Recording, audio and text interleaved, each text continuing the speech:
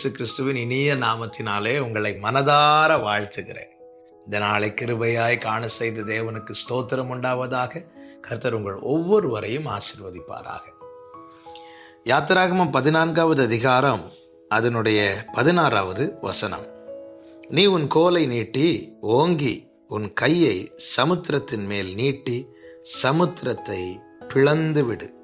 அப்பொழுது இஸ்ரவேல் புத்திரர் சமுத்திரத்தின் நடுவாக வெட்டாந்தரையிலே நடந்து போவார்கள். கர்த்தருடைய பரிசுத்த நாமம் மகிமைப்படுவதாக. கிருபையினால் இஸ்ரவேலர்கள் ஆட்டுக்குட்டியின் இரத்தத்தினாலே மீட்கப்பட்டு இப்பொழுது எகிப்தை விட்டு புறப்பட்டு வருகிறார்கள். பெலிஸ்தியர் தேச வழியாய் செல்வதே சமீபமாக இருந்தாலும் கர்த்தர் அவர்களை எப்படி நடத்தாமல் சிவந்த சமுத்திரத்தின் வழியாய் நடத்தும்படிக்கு அவர்களை அங்கே கொண்டு வருகிறார். இப்பொழுது சிவந்த சமுத்திரத்துக்கு முன்பாக இஸ்ரவேலர்கள் நிற்கிறார்கள். இந்த நிலையில்தான் பார்வோன் தன் ரதங்களை பூட்டிக் கொண்டு தன்னுடைய எகிப்தின் சேனையோடு இஸ்ரவேலர்களை மீண்டும் பிடிப்பதற்காக வேகமாய் கோபத்தோடு ஆரவாரத்தோடு எழுந்தருளி வருகிறான். இந்த ரதங்களின் சத்தத்தை, இந்த ஆரவார சத்தத்தை கேட்டு இஸ்ரவேலர்கள் எல்லாரும் கலங்கி நிற்கிறார்கள்.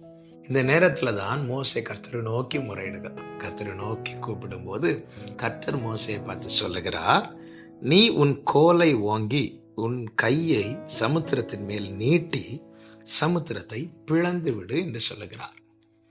இதில் கர்த்தர் சொன்ன 3 காரியங்கள்ல 2 காரியங்கள் மோசையால செய்ய முடிந்தது. என்ன 2 காரியம்? ஒன்று, கோலை ஓங்குவது. இது மோசையால செய்ய முடியும். 2வது காரியம் என்ன? சமுத்திரத்தின் மேல கையை நீட்டுவது. இதுவும் மோசைக்கு செய்ய முடியும். ஆனால் மோசைக்கு செய்ய முடியாத 3வது ஒரு காரியம் இருக்கிறது. அதுதான் என்ன? சமுத்திரத்தை பிளந்து விடு. இது மோசையால செய்ய முடியாது. மோசையால கோலை ஓங்க முடியும், சமுத்திரத்துக்கு நேராக கையை நீட்ட முடியும். இந்த இடத்துல இந்த 2 காரியத்தை நம்ம எல்லாருக்குமே செய்ய முடியும்.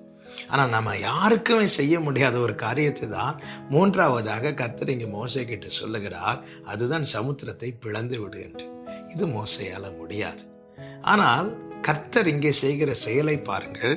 அதனுடைய 21வது வசனத்துல மோசே தன் கையை சமுத்திரத்தின் மேல் நீட்டினான். அப்பொழுது கர்த்தர் முழுதும் பலத்த கீழ்காற்றினால் சமுத்திரம் ஒதுங்கும்படி செய்து அதை வறண்டு போக பண்ணினார். ஜலம் பிளந்து பிரிந்து போயிற்று. இங்கே சொல்ல வருகிற செய்தி இதுதான். முடியாத காரியத்தை எண்ணி உன்னால் செய்ய முடிந்ததை செய்யாமல் இராதே. உன்னிடத்திலே தேவன் ஒரு காரியத்தை செய்ய சொல்வாரானால் எதை செய்ய உனக்கு முடியும், எதை செய்ய முடியாது என்பதை உன் சிருஷ்டிகர் நன்கு அறிவார். மோசையால கையை ஓங்க முடியும். அதை மோசையை செய்ய வைக்கிறார். மோசையால சமுத்திரத்துக்கு நேராய் கையை நீட்ட முடியும். அதையும் மோசையே செய்ய வைக்கிறார். ஆனா மோசையால இந்த சிவந்த சமுத்திரத்தை பிளக்க முடியாது. அதற்காக கர்த்தர் என்ன செய்கிறார் தெரியுமா? அவர் காற்றை அனுப்பி அவரே அந்த தண்ணீரை பிளந்து போகும்படிக்கு செய்கிறார். உன்னால முடிந்ததை செய், உன்னால் முடியாததை உனக்காக அவர் செய்வார்.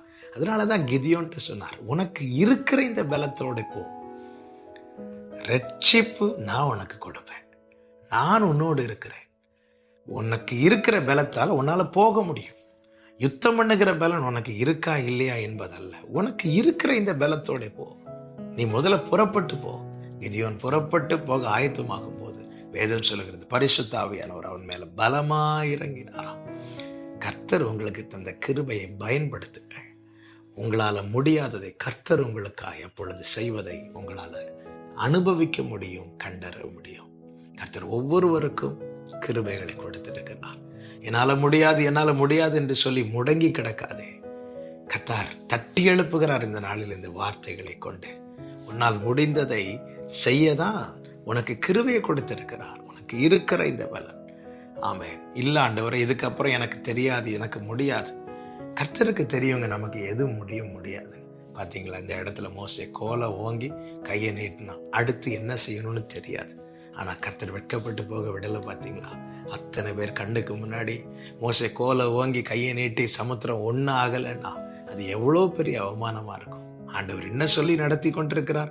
என் ஜனங்கள் ஒருபோதும் வெட்கப்பட்டு போவதில்லை, வெட்கப்பட்டு போக விடமாட்டார்.